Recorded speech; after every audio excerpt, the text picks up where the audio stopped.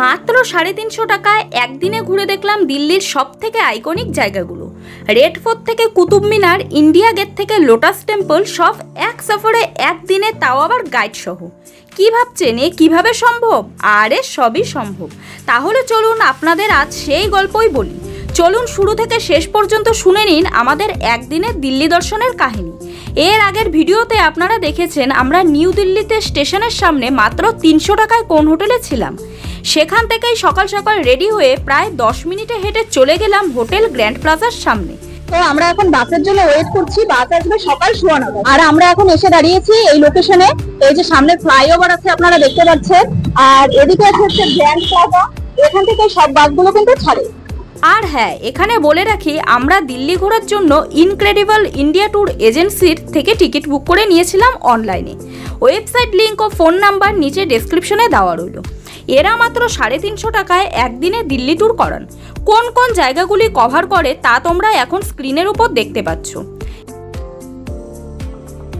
এরপর সকাল 9:30 নাগাদ বাস এসে গেল। সাথে ছিল একজন গাইড, যিনি পুরো রুট জুড়ে আমাদের গাইড করেছিলেন, ইতিহাস, গল্প আর কিছু ফানি ফ্যাক্টও শেয়ার করেছিলেন। এখন আমরা উঠে পড়েছি বাসে। তো বাস ছাড়বে হচ্ছে 9:30 থেকে। তো আমরা বাসের জন্য ওয়েট করছি, বাস ছাড়ার অপেক্ষায় আছি। এই আমাদের বাস ছেড়ে দিল এখন। প্রথমে গেলাম বিড়লা মন্দির অর্থাৎ লক্ষ্মীনারায়ণ মন্দির। 1939 সালে বিড়লা পরিবার এই মন্দিরটি নির্মাণ করেন। মন্দিরটিতে ভগবান বিষ্ণু এবং দেবী লক্ষ্মী বিরাজমান। মন্দিরটি লাল বেলে পাথর ও সাদা মার্বেল দিয়ে নির্মিত এবং অত্যন্ত সুন্দর স্থাপত্যশৈলীতে গড়া। মন্দিরের ভিতরে চমৎকার চিত্রকলা ও হিন্দু পুরাণের চিত্র দেখা যায়। দিল্লি ভ্রমণের সময় এটি একটি জনপ্রিয় দর্শনীয় স্থান। তারপর দিল্লির রাজপথ ধরে বাস আমাদের নিয়ে চলল রাষ্ট্রপতি ভবন ও সংসদ ভবন। এটি ভারতের রাষ্ট্রপতির সরকারি বাসভবন, যা দিল্লির রায়সিনা হিলে অবস্থিত। 1931 সালে এটি ভাইসরয়ের বাসভবন হিসেবে তৈরি হয়। ব্রিটিশ স্থপতি এডউইন লুটিয়েন্সের এটির নকশা তৈরি করেন। রাষ্ট্রপতি ভবনের কিছু অংশ পর্যটকদের জন্য বছরের নির্দিষ্ট দিনে খোলা থাকে। পাশেই ছিল ভারতের পার্লামেন্ট বা সংসদ ভবন। আমরা যখন গিয়েছিলাম তখন কোনো একটা সিকিউরিটি রিজনের জন্য চারিদিকটা উঁচু ব্যারিকেড করে ঘেরা ছিল, তাই বিশেষ কিছু দেখতে পাইনি। তারপর গেলাম ইন্ডিয়া গেট। 1931 সালে এটি প্রথম বিশ্বযুদ্ধ এবং তৃতীয় অ্যাংলো আফগান যুদ্ধে নিহত ভারতীয় সেনাদের স্মরণে নির্মিত হয়। স্থপতি ছিলেন স্যার এডউইন লুটিয়েন্স এবং এটি রোমান ট্রায়াম্ফাল আর্চের আদলে তৈরি। গেটের উপর 70,000-এরও বেশি সৈনিকের নাম খোদাই করা আছে। সন্ধ্যাবেলার আলোকসজ্জায় এটি অত্যন্ত সুন্দর হয়ে ওঠে। এটি দিল্লির অন্যতম জনপ্রিয় স্মৃতিস্তম্ভ ও ঘোরাস্থান। এখানে কিছু ফটো ও ভিডিও শ্যুট করে তারপর আমাদের বাস আমাদের নিয়ে চলল ইন্দিরা গান্ধী মিউজিয়ামে। আর এই পুরো চত্বরটিতে আমাদের দেশের সমস্ত এমপি এবং প্রধানমন্ত্রীর বাসভবনও কিন্তু রয়েছে। ইন্দিরা গান্ধী মিউজিয়ামে মূলত ইন্দিরা গান্ধীর জীবনের সমস্ত সময়কে তুলে ধরা হয়েছে।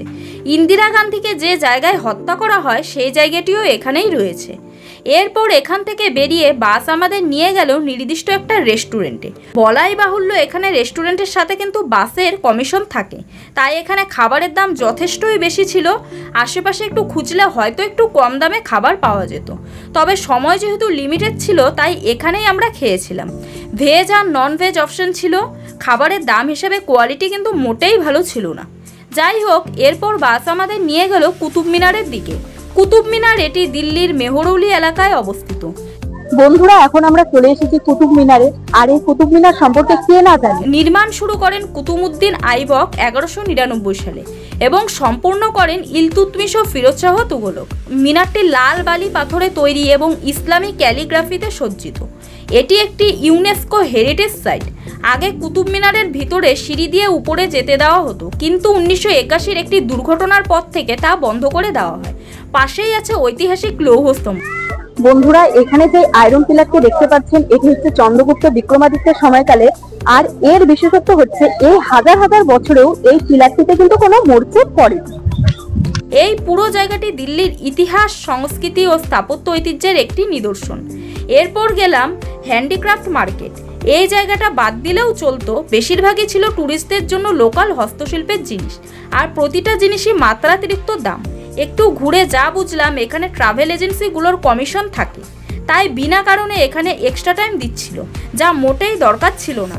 এই সময়টা অন্য কোনো ট্যুরিস্ট স্পট আমরা ঘুরে দেখতে পারতাম। যাই হোক, প্রায় 40 মিনিট এখানে নষ্ট করে আমাদের নেক্সট ডেস্টিনেশন লোটাস টেম্পলে আমাদের বাস নিয়ে চলল। লোটাস টেম্পলের সামনে ছিল বিশাল লাইন, আর আমরা খুব ক্লান্ত হয়ে পড়েছিলাম, তাই এখান থেকে লেমন সোডা খেয়ে নিলাম।